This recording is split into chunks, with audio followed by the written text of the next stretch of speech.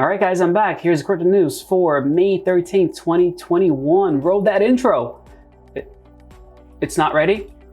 Just use the one from yesterday. It's fine. Action Crypto. Little jingle. All right, let's take a look at what's going on in the markets. Not that great. Everything was in the red. Bitcoin went down to 46,000 yesterday. As I was trying to upload my first video, and I said, you know what, I'm going to post this and I'll explain exactly what happened tomorrow. The way I look at it, just as a note, it's a good time to buy. If things crash that way, it's just an opportunity for you to get in at an even lower price. And the herd mentality there is, oh my God, I'm losing my money. I'm going to sell. And when you see a $46,000 Bitcoin, you put more money in it because it only lasted a little bit and it's already back at that 50,000 mark, and it's gonna go back up. In my opinion, this is just a little blip on the radar. Doesn't help to get to that $70,000 Bitcoin that I was talking about, but I think it's just temporary, and things are going to be looking up soon here. What crashed the market? As I was uploading my first video yesterday, Elon Musk decided to send out a quick little note to everybody on Twitter saying that Tesla has suspended vehicle purchases using Bitcoin. And he's claiming it's some kind of environmental thing. I don't know exactly what it means, if it's just a marketing thing, talking about renewables, but it did cause everything to crash, and that's never fun. But two things to highlight. First is that they are looking at accepting other cryptocurrencies. So keep that in mind. He's put out little polls about should Tesla accept Doge. And I really do think ADA might be a really good one for them to work with. So we'll see what happens there. I'm still bullish on ADA. I know I keep talking about it, but I'll show a little bit about what's going on with ADA in a second here. But he got a lot of criticism with this tweet. A specific person that I'd love to highlight here was Michael Saylors. He's the owner of MicroStrategies, and he's been really bullish with Bitcoin.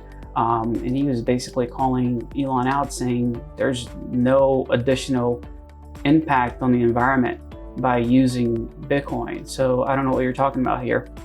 Again, he is bullish. He really believes in Bitcoin, so much so that he went ahead and actually bought just another $15 million worth of Bitcoin to his company's portfolio. So he really does put his money where his mouth is and actually go through with the things that he's saying. Talking about Doge and Dogecoins, I know I mentioned that it was a dog environment for altcoins and meme coins. Well, those numbers are down. Remember how I said that you need to be hopeful when you're investing, but expect the worst when it comes to those meme coins? Well, those Dogecoins are really down, and it's because the creator of Ethereum basically said he's not interested.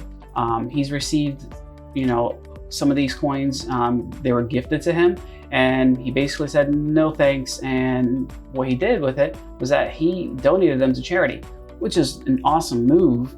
But it just reminded everybody that, hey, if this guy doesn't want to back these projects, if he doesn't think that these are legitimate or worth having, well, I'm going to pull my money out, which is exactly what happened. And it crashed a lot of those Dogecoins. Something that doesn't crash, that's doing well, is ADA. I know I've mentioned this a couple of times. ADA is still doing well. Can't say that ADA had a big impact with yesterday's tumble after Elon's tweet. So they're doing all right. And something I saw yesterday that I want to share with you guys is the Cardano ecosystem. Coin98 put this little infographic together, and just take a look at it. There's just so many projects going on within the Cardano ecosystem, from insurance to NFTs, to a lot of different swaps, a lot of exchanges there. It's definitely a growing environment. And I think, ADA, again, I know I keep saying this, but I think there's going to be great things with ADA in the coming months.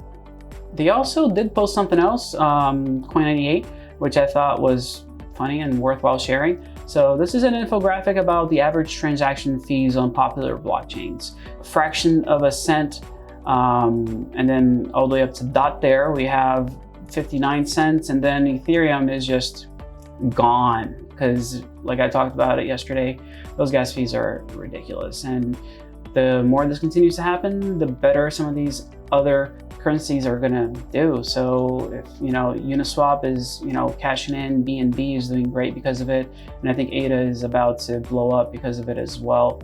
A story that I wanted to highlight that I think is really important to know is what happened with the Colonial Pipeline.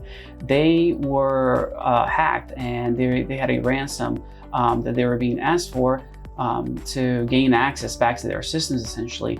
And these hackers were basically saying, pay up or we're taking over. And when it comes to a pipeline, it's kind of a big deal for you to lose control over your system there. They said they weren't going to be paying any money to any hackers, but it turns out they did, about $5 million, and they paid it in crypto. I love when people accept crypto, except for criminals, because that's never a good sign. It really puts a ding on the reputation of crypto as a whole. That's been the argument from people for a while now, that criminals are the ones who are using Bitcoin and crypto, when in reality, that's a lot less criminal activity takes place with crypto. When you compare it to just US dollars. All right, on an up note, let's talk about Web 3.0. That's where your browser is basically checking the blockchain to gain access to things. And right now, there are domain names out there, so .crypto domain names that have been sold. A lot of them have been sold, and they're being reported on the blockchain, but not all browsers are really supporting it. You can't really access it unless you route it a specific way, routing it through somebody else's DNS. Here's a screenshot of how that works within Chrome. You kind of have to use a custom DNS to be able to gain access to them. But things are looking up, and more people are adopting this, implementing it into their platforms.